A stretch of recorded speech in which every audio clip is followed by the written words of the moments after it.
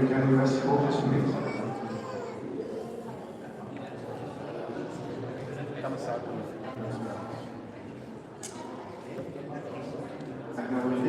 We did the exercise. We did the exercise of screen time, average screen time per day. It is well known. I'm just proving to you your numbers. Across, this is the numbers of hours of screen.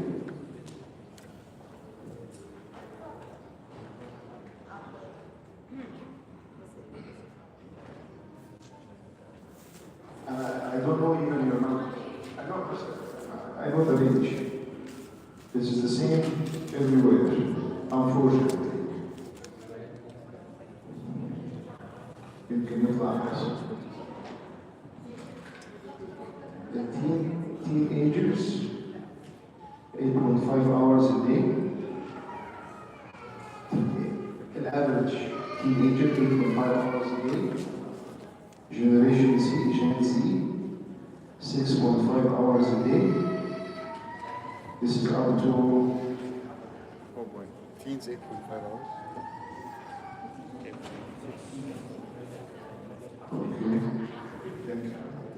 It's lower.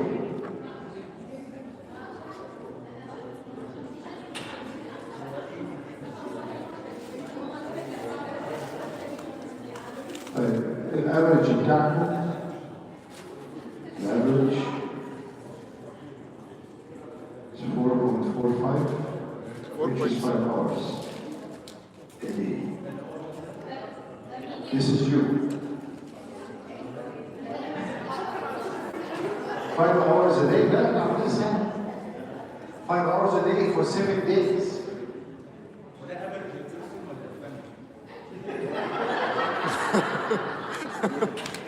My Costco card. Per person. 5 hours a day per person. Multiplied by 8, 5 times 8, 40. This is a full-time job. This is a full-time job. She full-time job after 40 hours or what? 37. 27? 37 and a half. 37?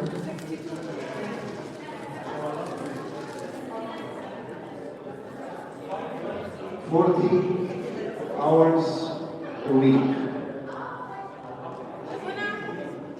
That's not a fair comparison. It's not a fair number. Average. That's not a fair number.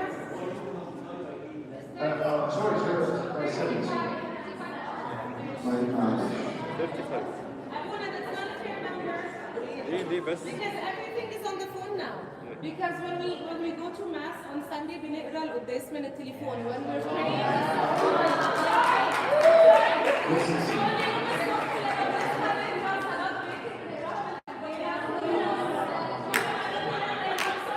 خلاص يا مريض نأخر القداس يعني عايز نأخر القداس.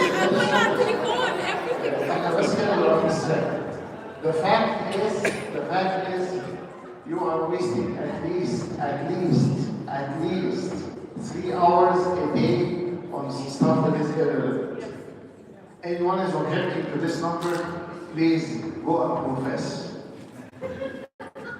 Yani, don't underestimate my effect.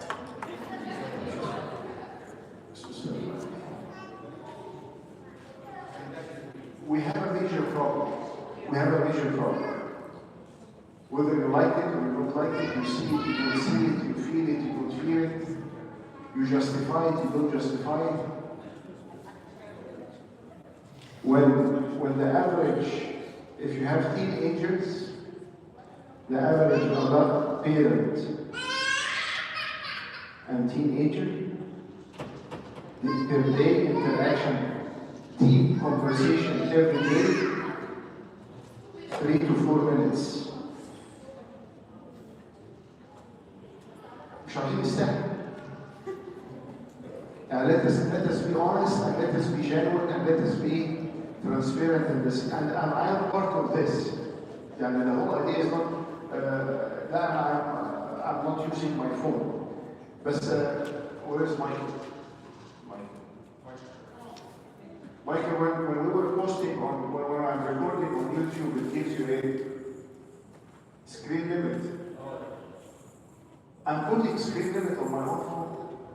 One day I was in the church, my son came, teenage, so my son came and asked me for my phone.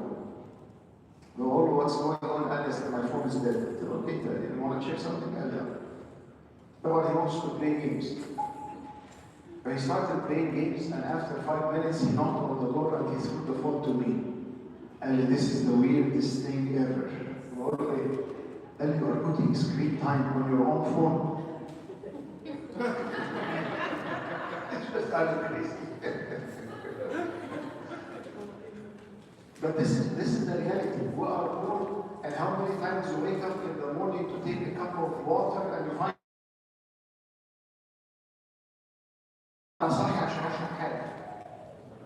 so because our mind is always bombarded, and we are consumed so much. So unfortunately, we are claiming that we don't have time to each other. But we say we don't have time to each other, and we are on social at least 2 to 3 hours a day. Abuna, I'm distressing. Abuna, I'm unwinding. Abuna, I'm relaxing. Abuna, I'm shutting my brain down. Abuna, okay. Before the screen and before the phone addiction, what people were doing, they were stressed, they were working, they had downtime, they were utilizing the time in a different way. So,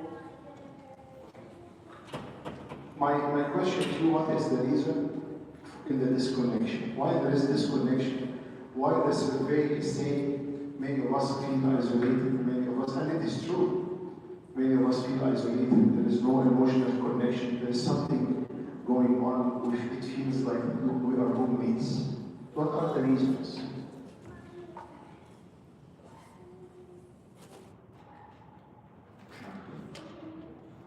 It's one factor, and it's a one factor. Social media, it is one of the factors, but it's a big factor that plays a major role in our life. What else? What is the reason for this disconnection? Or sometimes it is not intentional disconnection. But working so hard, yes. المرحلة اللي احنا فيها يعني we have young kids, so we're very busy with them, so we're disconnected from each other because of how much our kids need us. Yes, when the kids are very young, and we had in our home, just don't tell me I don't feel what you are going through. 5 years, 3 years, newborn.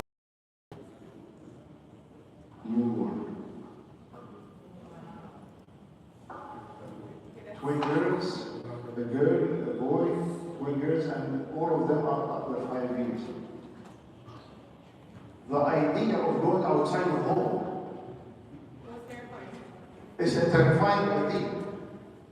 And I thought that, and I'm not there because I'm in church. For example, on Sunday morning, one day, a lady entered the church, and my wife is pushing the double stroller, and she's carrying the 2 girls, and feet 2 on the stroller, and 2, she's holding the younger, Kubar kind of playing, acting up as not on the stroller.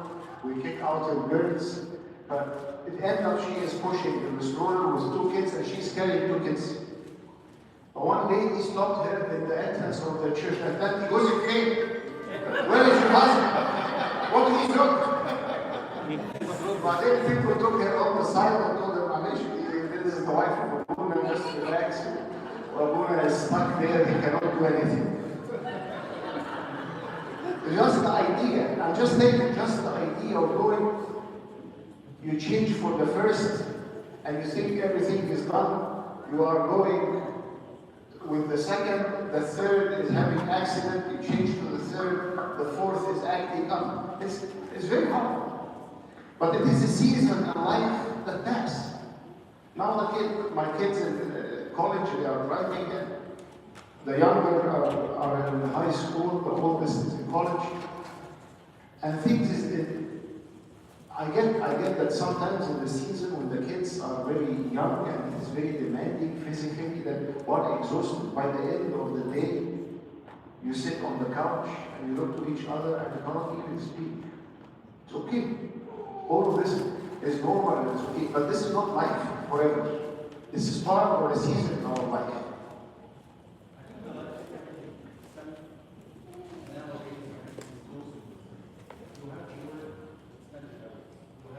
Tasks to be done every day. And sometimes the day is not enough to finish. Yes. And I'm not saying that I'm doing the whole tasks, but at least one of the workers is doing the tasks. So he's disconnected or she's disconnected from the other spouse or his spouse.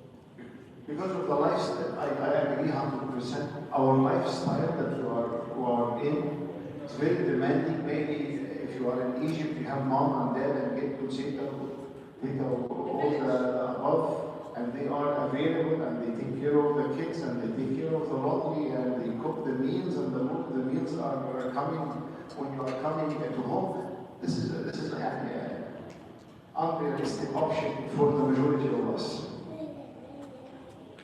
So the screen time. So why there is this connection?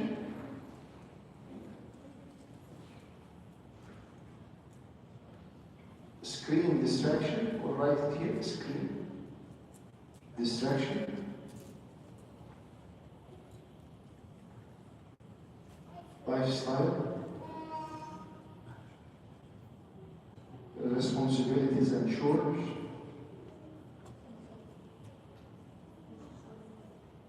and tasks that we need to finish. I will ask you an honest question and I need an honest answer, okay?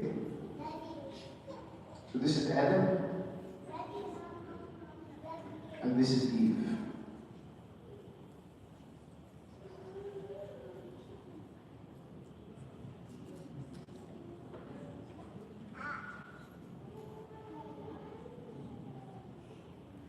And Adam and Eve are thinking of purchasing a home, okay? هيشتروا بيت. The income of Adam will make him to be qualified for a $1 million house. Okay, just for the example. Okay, just for the example. And the income of Eve, another $1 million.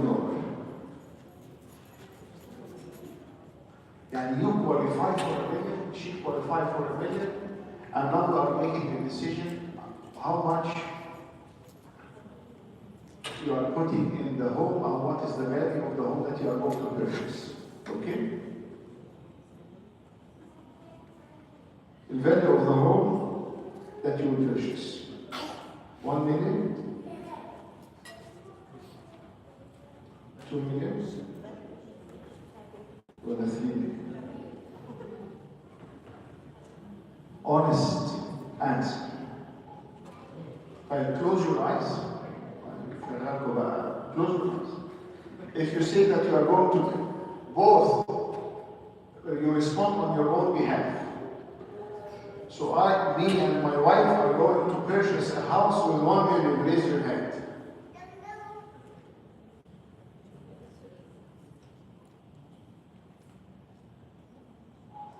Okay. With 2 million, raise your hand. 1 second.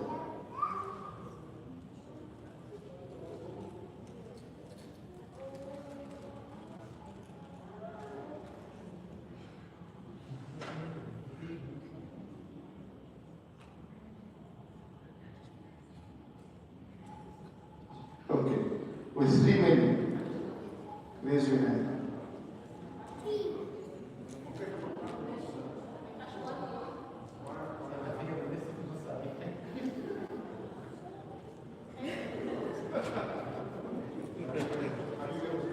Again, last option. 1.5 million. Raise your hand.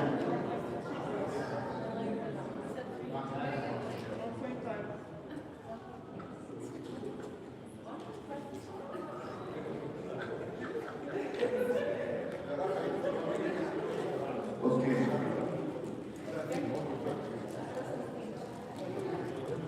Okay, 10.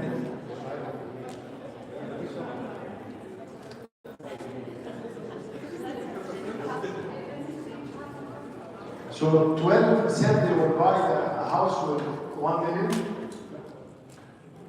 20 said we are going to buy the house.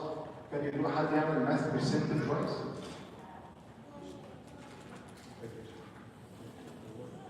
So 12 people said 1 million, 20 said 1.5 million, 30 said 2 million, and 2 said 3 million.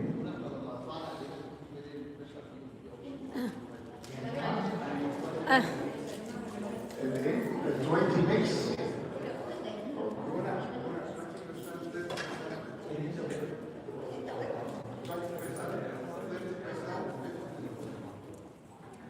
Thank you. 20%.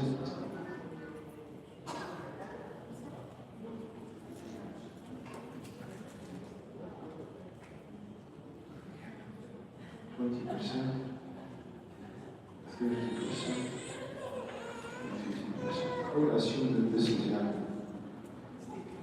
mistake. What happens here?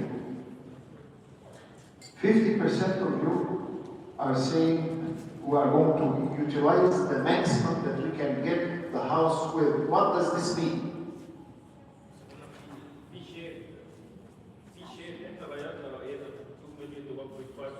نزلت نص مليون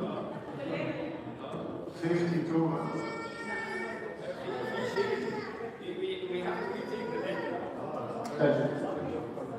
مش عاوزين نخش في لوك ملوش لازمه. The message is what does it mean when you both can qualify for a 2 million and you get a $2 million house, $2 million house? What does this mean? Equal contribution. What does this mean? Equal contribution. Equal contribution? I'm not speaking about equal contribution now. And I'm speaking about the maximum utilization. أنا هقدر أجيب بيت قد إيه عشان so and so did this and so did that, and our status and our prestige, and when they come to us and they... What does this mean?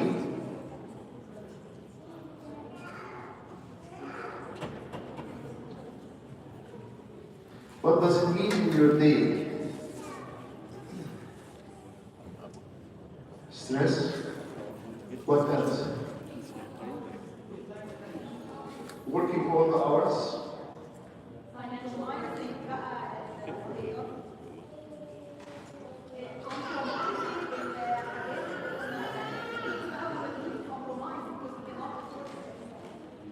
Compromise on the things we will do because we cannot afford all the other options, because we don't have money, because everything has been tied to the mortgage.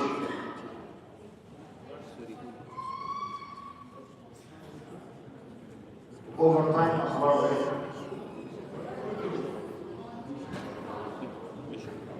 Overtime. Overnight. Now, they pay more in the overnight here. Doesn't matter. وما بيدفعوش اصلا في الاوفرتايم. في كندا ما فيش اوفرتايم.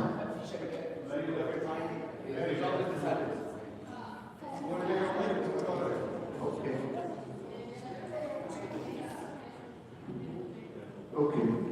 What else? What else on the time that we have for the kids, the time that we have for God, the time that we have for ourselves?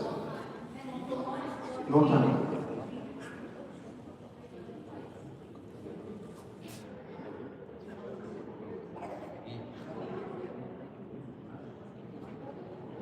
Stress?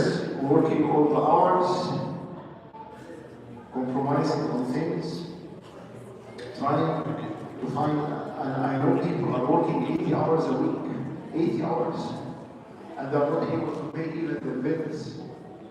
Plus, we have something that is big now.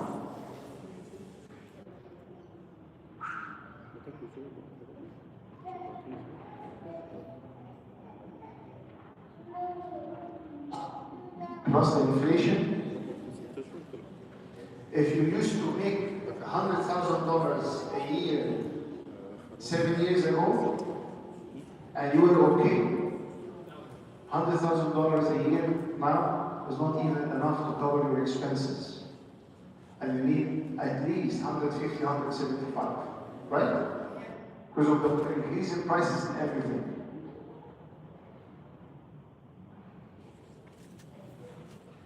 So this is one of the biggest big trap that many of us fall in. More, bigger home, better car, better phone. We ask for more, then we are raising the bar. I know a guy working in the banking system called a Coptic person, told him, if your wife is working 1 hour less in the week, you will not be qualified. This means that when she is tired, she cannot stop. When anything happens in life, you don't have even an option. You are stretching yourself so much thin that you cannot even do anything extra.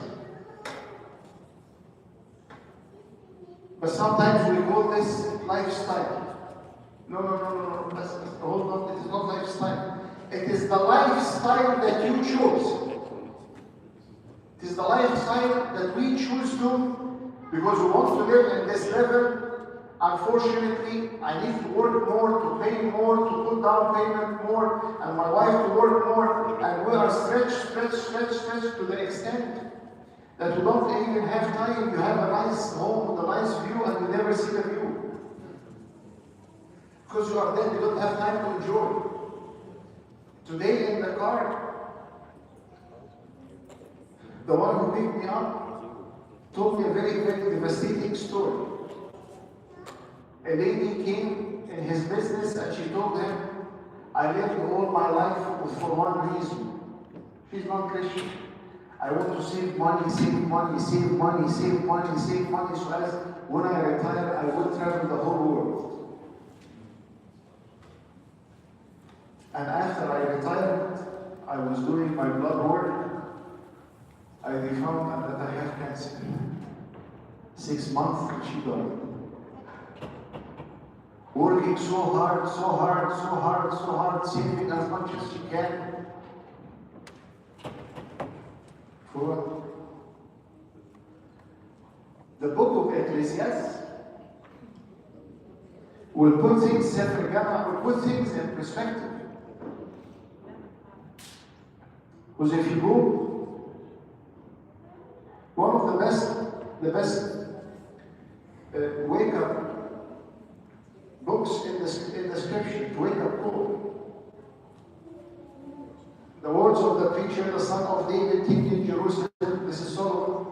Vanity of vanities, batil abatil, says the preacher, vanity of vanities, all is vanity. What profit has a man from all his labor in which he toils under the sun? What does it mean? I keep working. One generation passes away and another generation comes, but the earth abides forever.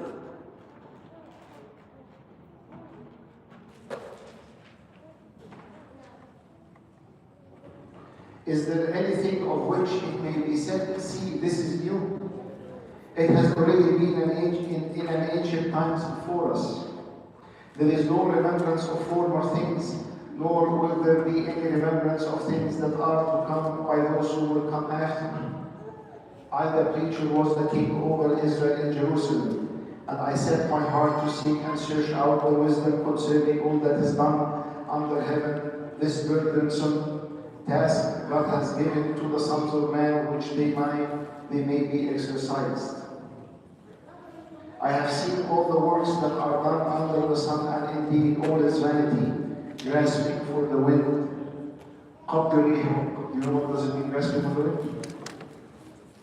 You are holding nothing. And we live in this bubble. I've seen it so much times. This is a rule I have on a personal level. If you can afford 2 million, multiply this by, or use one income plus 25% of the other income. One income plus 25% of the other income. So the other person, if you are tired, if you are sick, if you have family going through hard time in Egypt, if you want to work part-time, if you want to do something in life other than working so hard, because there are many things in life that are very important in our life than just owning stuff and possessing stuff.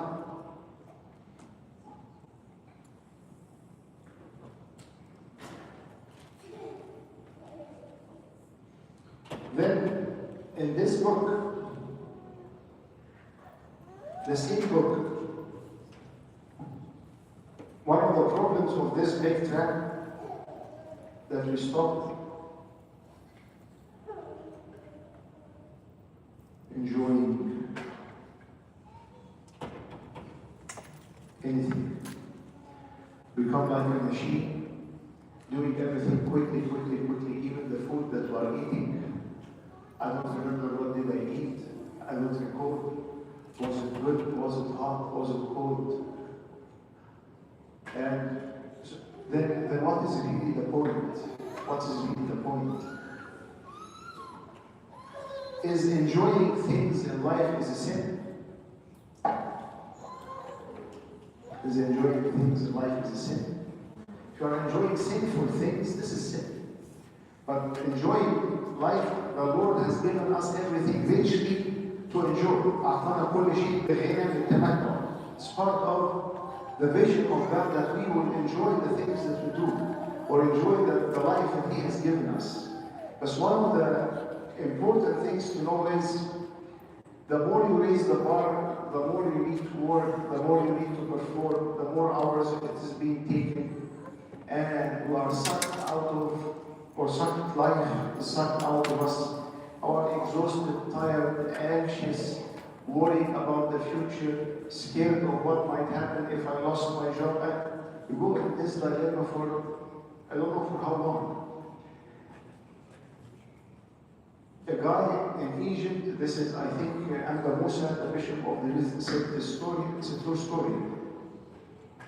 Maybe 20 years ago, 25 years ago, he said this: God gave me to have $1 million Egyptian pound. And then 20 years ago, to $1 million Egyptian pound, this was a lot of money. Maybe like 20 million now. Give me 1 million Egyptian pound. I will purchase an apartment. I will have enough money to support my family, and me and my wife will dedicate all our life to serve you. We got the million, started the business, boom, got the million, sold everything. After the million, exactly what he promised, what he did. So the whole idea is, don't fall in this trap, because we're speaking about this connection, but we are in a bigger system, in a bigger bubble that is sucking life out of us, sucking life out of our timing. A very sad story: a girl, 18 years old, died in a car accident. So her friends in the church, her dad was a billionaire, private jet, and you name it. So the friends of the daughter that departed from church texting the dad, one of them texted the dad telling him, we have a memorial for your daughter next week at the church. We want you to come, and we want you to send us all the pictures that you have with your daughter. heard it from the pastor over the radio. The pastor was saying the story that this happened in his own congregation. And the rich man kept searching in his phone against his old cameras of any of the memories with his daughter, 18 years old. He found some pictures when she was a few years old, 2 or 3 years old. And all this time he was working. There is nothing that is worth that we spend time with the people whom we love, we enjoy them, because we don't know even what is going to happen tomorrow.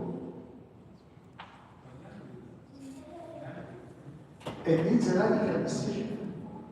I mean, if we are stretching out ourselves, and sometimes it is an important, a strategic plan. You know what time I'm not going, how much مش عندكم Costco هنا? That every time you go to Costco is a miserable experience that you go back with tons of stuff, and half of them I don't need, and half of the stuff that I got عشان it is cheaper, I'm throwing it in the trash. Many things. I have the membership, but I stopped going. She goes. بس كويس انت عندك الممبرشيب كويس. Keep it. مش مشكلة. And I'm not telling you not to shop to Costco. I'm just telling you, we are consuming so much in many things. We don't need this. Do I need this stuff? Do I need this new phone? Do I need this new car? Do I need? مش do I want? Do I need? And when we are in this, number one, realizing that this is a big trap all of us are in. I know few people who they said, you know what, this is too much. We have this amount of money in our existing home, we will downsize. عشان ما نبقاش that stressed and we can enjoy our life. It's a choice. My point is, we cannot blame that on your spouse that he's not available or she's not available. The wife is asking for a bigger home, better car, better place, fancy vacation time, but I need to work all of this time. But in order to work all of this time to pay for all of this once, I'm exhausted, I'm tired, I'm not available. Sometimes it's not about demands. Sometimes because of the inflation and increasing expenses, not because of Yeah, but that's why we are at a tough time. It's a very tough time. And I'm not blaming you, and I'm saying we are all together in this. The whole idea is realizing. And I'll give you an example. You got someone question. How to, we realize that it's a season. It's a season where this is my time of work.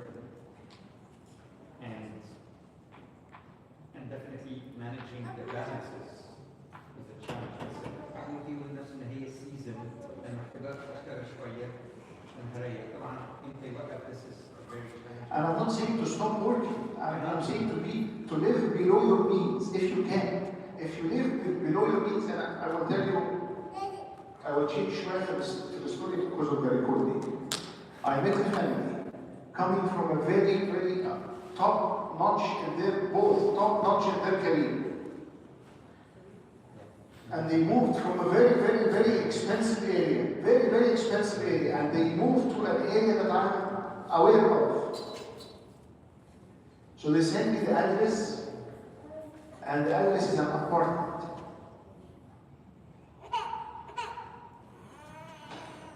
I'm not thinking of how much money they make. I know the stats, but they are living in an apartment. Then I found them that they are using a used car. The 2 used cars, just very basic cars. And I said, what is really going on? And they said, have you heard about FIRE? F-I-R-E? مش الفاير اللي في البيت. FIRE? Financial Independence Retire Early. Financial Independence Retire Early. It's very popular now in Europe. that the younger couples are saving so much money, they are living with one car, helping each other dropping off, paying very little amount of rent, squeezing themselves financially, investing all this extra money that they have, not in possessions or stuff that is liability. They're investing for things that will bring them money so as they will retire by age 40. To retire by age 40. Am I telling you to do this? I'm just telling even people who are non-Christians. They're thinking, you know what is the point of money when I'm 65 and I cannot walk? And my knees are hurting and my back is bent and or 75 or whatever. I need all this amount of money and I'm not able to enjoy anything. Two questions in one. Then does this go against ambition? And the second part, لو بصيت على مثلا الوزنات, I have a talent, I have something to do with this. So these are the two sides of the story. Does this, it's a great point. Does this count, how this is related to ambition? Because one rule will solve all this issue. Money under your feet will elevate you. Above your head will humiliate you. الفلوس تحت رجليك تعليك، فوق راسك تهينك. Where I put the money and the status in my mind? Is it all, am I ambitious? This guy who said, give me £1,000,000 Egyptian pound and I will dedicate all my, he was ambitious. But the love of God and the desire to dedicate and serve God was way more than anything else. That's why he was faithful. When he got the money, he sold the business, took the money, and he did exactly as he promised God. The ambitious can be mislinked or misinterpreted with greed. I want more, I want more, I want more. No, be ambitious. Ask, work on yourself, or better if you need to study something that will help you to make better money. All of this is good. But the whole idea is God number one in my life? Is heaven is the direction of my life? Or it is cutthroat, I want to get as much as I can in the shorter time I can, so as I will be more greedy and step over whatever opportunity I have, so as I will reach this financial goal. And the ultimate goal of the guy in Egypt was not money. Well, Lord, I was security for me and my wife. That's it. Secure us financially, who are serving you all our life. It was not to brag, it was not to advance, it was not to show off, it was not to achieve. The مثل الوزنات or the talents is speaking about being faithful. That I need to be faithful in the things, but my faithfulness is not only in money. Faithfulness to my kids, faithfulness to my wife, faithfulness to my husband, faithfulness that I will be there available to them, faithfulness in my service. And I know a guy owning 3 or 4 businesses, and I met him and he told me, Abuna, there is a new business that is presented to me, should I buy it or not? I told him, tell me your time. Tell me about your time. Don't tell me about your business. But you can buy a 5th business, but say this is not going to take much of my time. I will hire people in this business to manage, and I will manage those management. Or I will take the rest of my time for my wife and my relationship with God and the church, and then I will add something else to my portfolio and work more, and now my time and my life is consumed, my life is sucked out of me. You get my point? So the problem is mixing ambitious with greed. Be ambitious, but don't get attached to this plan. If God, ربنا باركك and you are doing great, good, but in the end, all the glory is going to God. My time with God, God is my priority, my family is my priority, and I'm moving in this direction. I struggle to find the balance where, okay, we're not looking at this from a Greek perspective where the husband and wife are working hard so that they invest in some things that can secure the future of their children, and that takes time off of their parents' time right now with their kids, but they're doing this to have a stable future for their kids ahead of time. So we're losing time now, but we're giving them a better financial future. I struggle to find the balance of, if we work less now, we can enjoy our time with our kids, but we have the burden of our kids struggling in the future. So it's struggling to pay off students' loans. their debts to have But how many millions of people they have student loans? Sorry? It's not just for living a luxurious life, it's just for them to يشقوا طريقهم in life without being so heavily burdened with student loans. Yeah, you are speaking about so heavily burdened here. For what? If they have good education, and when I have 4 kids, they have good. In the beginning, when we had two kids, I said we will pay for their college. When God blessed us with the twins, I said to us, college is done.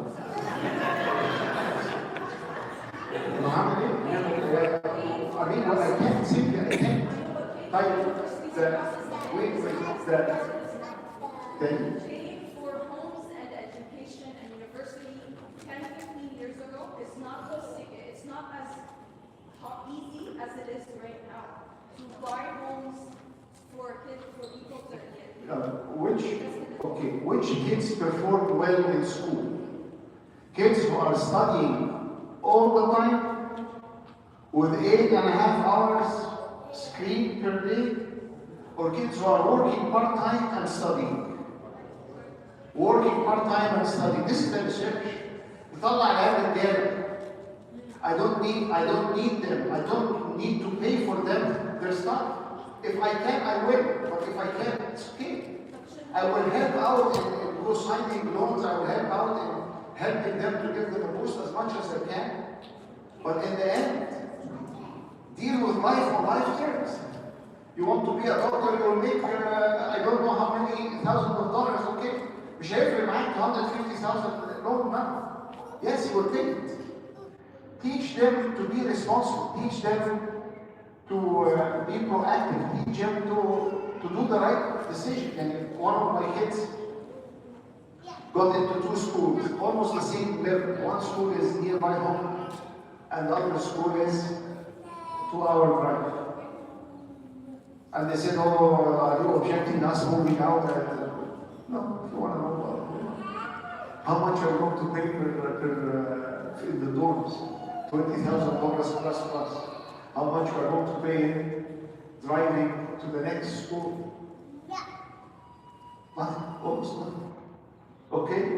Do the math, put your priorities, and I'm going to help you if you are choosing the dorm. I love that you want to stay home, but if you are going to choose the dorm, $20,000 times 4, this is $80,000 on your nose. Okay? It's fine. يعني there is no problem. يعني العلم ما بتضيعش يعني وتنهار وبيلوز there is no problem. What my parents did for me so that I can be standing on my feet right now is securing my future. But can I do the same for my kids? It's not the same though. يعني our time and the amount of effort we have to exert now with the current inflation, I feel, and the prices, I feel like they will survive. The resilience of the kids. I'm speaking about research, I'm not speaking about stuff in my mind. When I see stuff in my mind, I will tell you stuff in my mind. The resilience in the kids, when they are founded, when they are grounded, when they have God in the center of their life, they will be more successful than you. They will be making more money than us, and they will be fine. But the idea, what's called the wrong belief or belief that we inherited from our parents. أصل لازم أكون جايب للعيال 1, 2, 3 that so as they will start their life. Are you spending your money as your mom spent? Are you living the lifestyle as your mom lived? None of us. None of us. Are you planning for the future as they planned? No. It's fine. And our kids, they don't need to follow the same pattern. The whole thing is when you build a strong character with integrity, with honesty, with God in the center of their life, when the church is this is their home, when they will succeed. They will do everything that they can do. They will pay their debts. I don't need to worry about stuff that even I don't have control over. يعني ده مش ظلم.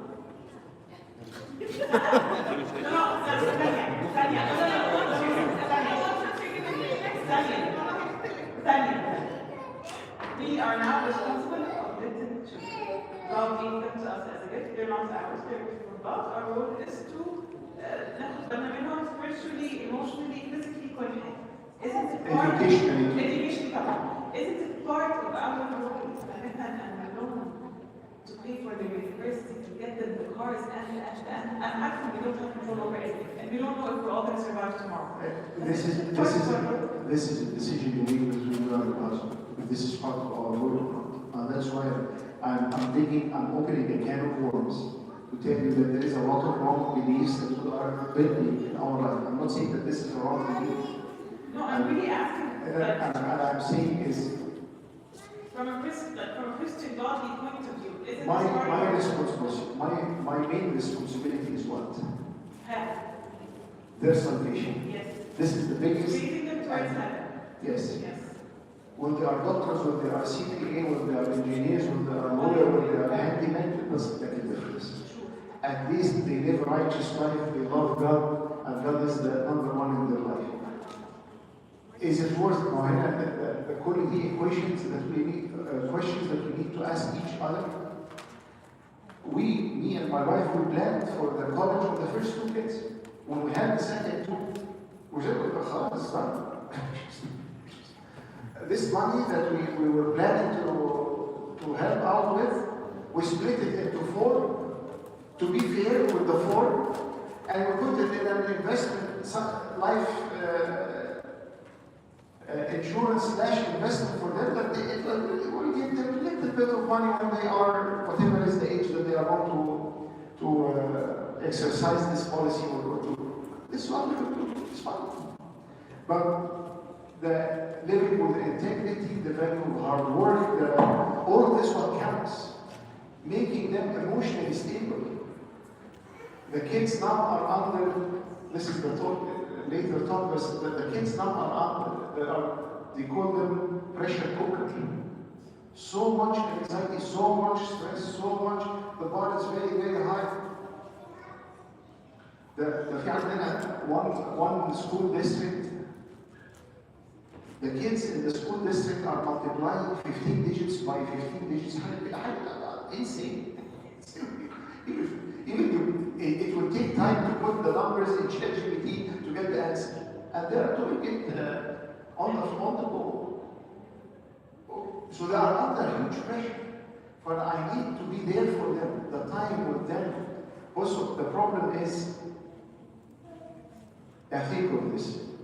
Work as much as you can and do as much as you can and gain 3 hours every day. 3 hours every day. This is 21 hours every week. You can do tons of stuff. I will end here because of the time. Have you heard about James Dobson? Yeah. James Dobson? Yeah. Memorize this name. This guy is one of the best people taught and wrote about family. He has an organization. He departed recently. Has an organization called Focus on the Family. He was doing a book of raising up boys, and he did raising up boys, and all the American society of all the counselors and parents and churchgoers kept telling him, do for us raising up girls, do for us raising up girls, many years, and he camped for a year and a half, and he did raising up girls. And the interview of raising up, I'm telling you the 2 books because they are a great source of books. And the interview that he was doing,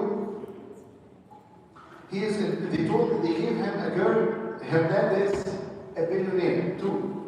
Opposite to the story of the billionaire that didn't have any memories with his daughter. And they told him, he's interviewing him, and he's saying this.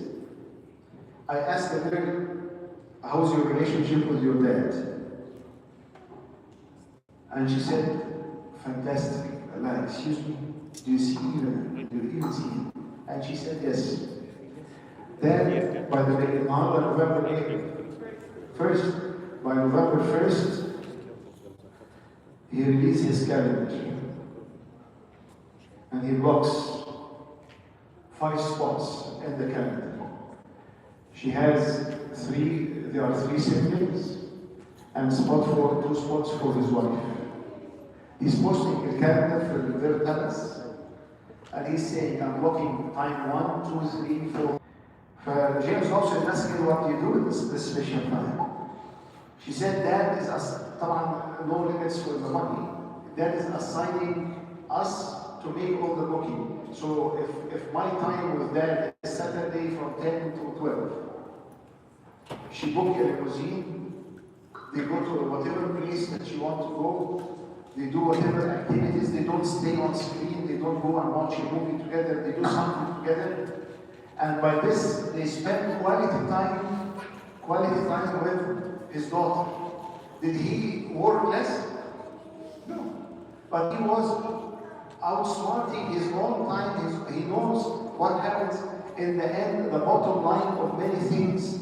Why we are disconnected, why we are in this state, is lack of time dedication. The name of the game is dedicate time, intentionally.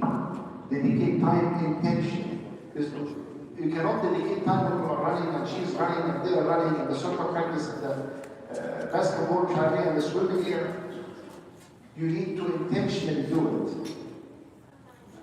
I asked my own kids about what is the best, and this is a nice question, ask them what is the best thing we as a family do that you enjoy. And they said 2 things. In everything we have done, they said only 2 things. Vacation time and special time. Because the special time, and they gave around, and we have 4.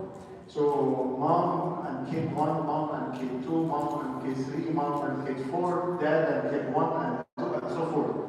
So they go together and they plan the outing based on what they are going to request for the others. So if I'm me and kid 1 is getting kid 2 and 3 and 4, start from the place that we are going.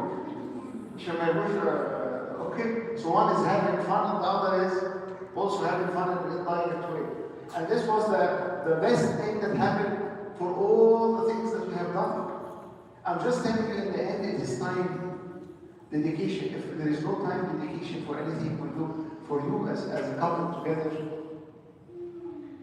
things will keep going in the wrong direction, and you will not be able to connect, you will not be able to find each other, connect with each other, or know what is really going on in each other's life. So the screen time distraction, the lifestyle is a trap for many of us because of try to live below your needs.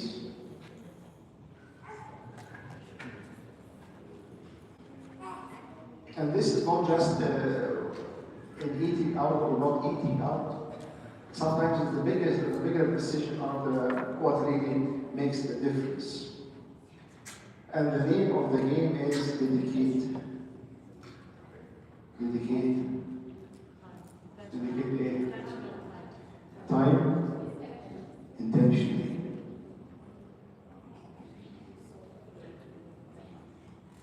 And glory be to God forever.